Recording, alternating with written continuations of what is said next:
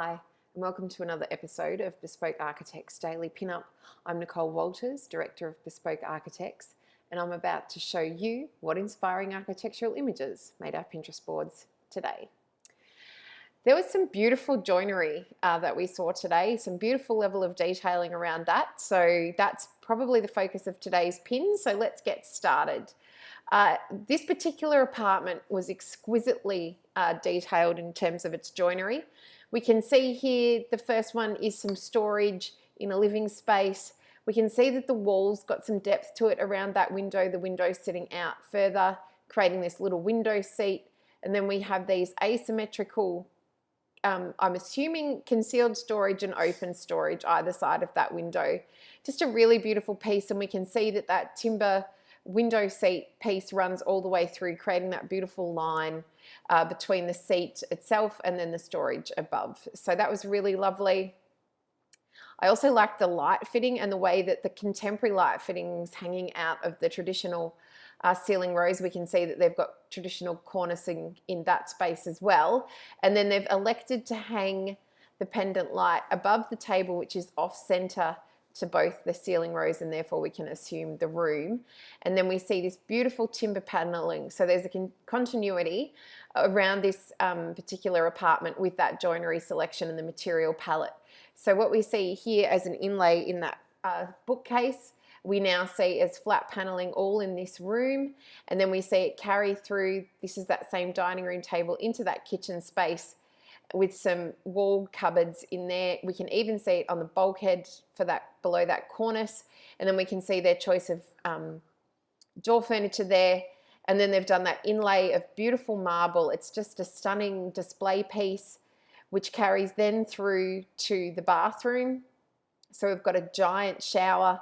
I think for styling purposes, they've chosen to put that timber chair in and possibly carry that timber look through. Probably not recommended, a timber chair like that in the shower. It does have a door, and there is actually a seat where we can see a folded towel in that shower. So no need for that seat. But again, just beautiful detailing. We see the vanity. We see that there's a wall with shelving on the shower side at the far end of that image, and then some shelving facing the vanity on this side of that image. So that was just a really lovely detailed, very heavily patterned, but given that it's the only pattern and the only material happening in that room, they've gone for a frameless shower screen glass, and then just the plain matte grey finish to the vanity with just the shadow line finger pull. It's just exquisite. And then here, the image that actually caught my eye, first of all, for this property was just that door and the way that it was recessed into that wall. It gives it a bit of depth. We've got the old cornice again, and then this really contemporary pieces of furniture. So I just found it a really beautiful, detailed and furnished as well apartment, and that's why it made the board. Some other inspiring images. This particular facade caught my eye. Just the way they'd chosen to break up that monolithic sort of two-story white box shape with this cantilevered section above glass down low, and then we've got another cantilevered section of roof above glass, and it is on an angle. We can see the angle sort of follows the fall of the land as well, which made it interesting. So I just really enjoyed the way that that was broken up. I often talk about how to break up two-story forms so that it's not just a monolithic box, and that was a very interesting way of doing that. This particular shop that caught my eye, and it was for the light fittings, very, very simple naked bulbs everywhere, and just their choice to expose the wiring to that was what I found inspirational, and have put that on the lighting board.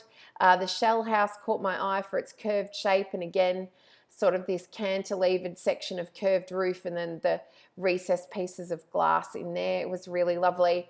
From the inside of that, we see that the curves carry through, and this beautiful fireplace that's sort of built in with the exposed flue was what caught my eye there.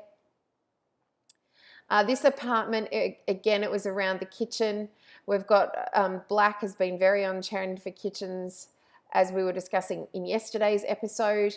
We can see that they've gone for that cooking wall on one end in all black, the base cupboard all in black there and wrapping underneath that window. Then the overheads are minimal, and that's actually fluing for a range hood. So that's the range hood down low, and we can assume that that horizontal, given its sheer height above the bench, is actually the return on the duct. And then it's got some interesting wall lights that marry back to these pendant lights in the foreground. And then we have some task lighting over top of the dining room table.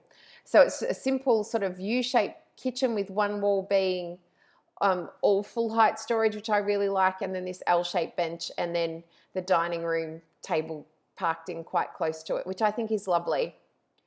Another image that caught my eye was this bath below it. So it's more of your sort of cedar soaking bath. Found it really interesting with the choice of mosaic tile, and then they've sort of gone, so for me, a cedar soaking bath is sort of like a Japanese idea or perhaps a Scandinavian, and then to combine it with this old English tapware was quite an interesting choice. And then you can see that there's actually a recessed looking shower head up there that drops down from the ceiling. So again, it's that full enclosed wet area. So when the shower's on, the bath is getting wet. Given that it's timber, that wouldn't be a problem from a material point of view. I would be curious to see how the cedar weathers though over time, and whether, like you suffer with a bamboo shower caddy, whether that is actually going to get moldy. But that is a conversation that I would be having as your architect with the supplier of that product. This particular space caught my eye. Just the curve is amazing. It's obviously a public space, the way it cantilevers over water. It was just really, really inspiring. This image here, fiber cement facades. The grey, the dull grey of the fiber cement is lovely, and I do like it in this scenario with the cantilever, but it was all about, for me, this particular contrasting window shroud at one end. I loved the asymmetry of this, and again, we talk about monolithic two-story boxes and how to break that up, and certainly the cladding lines in this, the asymmetry of the design, the window shroud, the cantilevering over the alfresco, all lend itself to being a really interesting two-story facade. This little structure here, this little sort of folly in the landscape, I really enjoyed the way that the roof fell, again with the landscaping. So going with, as in with this image up here, going with the fall of the site, not against.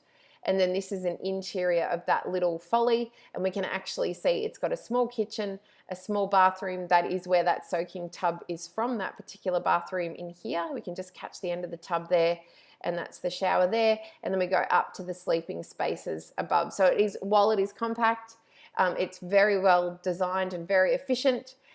You will find it on my fireplace board though, because I just thought that that was a gorgeous little fireplace in the middle of that space. This image here made the board for me today. It was all about the parapets and again, the sloping site. We've just got parapet boxes that are stepping in this instance with the site slope and not a skillion roof as such. But I really enjoyed that, the way that falls down the landscape. The continuity of materials across that, you can see that detailed shot there, and we can actually see that there are glass openings in amongst that blockwork that's stack laid, which just gives it that beautiful relief from a distance, which is really lovely. And then I also pinned from that project just this terraced sort of steps leading in. It's obviously a very arid climate. The landscaping is quite arid with these cacti, and then just these beautiful large sort of lily pond sort of steps that lead up to the entry, which is behind this blade wall. And then the final image from that project was just the material palette around that kitchen. It's quite a simple kitchen. We can see overhead open shelving, a simple canopy range hood, just a standard subway tile splashback, and then this sort of black kitchen, very on trend at the moment underneath. But I just felt like it all tied together, and then the warmth that they've brought into that kitchen by using these leather cushions on the chairs, and then the copper color inside those pendant lights, which are all slightly different, just added that little bit of warmth that the space needed. It's also got a skylight. So just a really beautiful internal material palette. And that's everything that caught my eye for today. I will leave you with another inspiring image of Bespoke House for the golf course house. This is, of course, their kitchen, which is in an open plan kitchen, living, dining scenario.